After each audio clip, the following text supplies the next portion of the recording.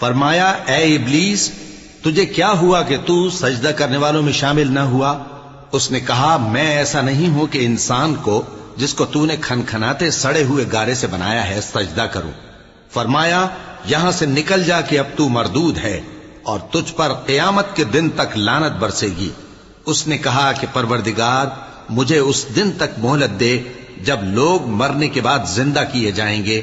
فرمایا اچھا سو تجھے مہلت دی جاتی ہے وقت مقرر یعنی قیامت کے دن تک۔ اس نے کہا کہ پروردگار جیسا تو نے مجھے بھٹکا دیا ہے میں بھی زمین میں لوگوں کے لیے گناہوں کو آراستہ کر کے دکھاؤں گا اور سب کو بہکاؤں گا۔ ہاں ان میں جو تیرے خاص بندے ہیں ان پر میرا قابو چلنا مشکل ہے۔ فرمایا کہ مجھ تک پہنچنے کا یہی سیدھا رستہ ہے، جو میرے خاص بندے ہیں ان پر تجھے کچھ قدرت نہیں کہ ان کو گناہ میں ڈال سکے۔ ہاں بد راہوں میں سے جو تیرے پیچھے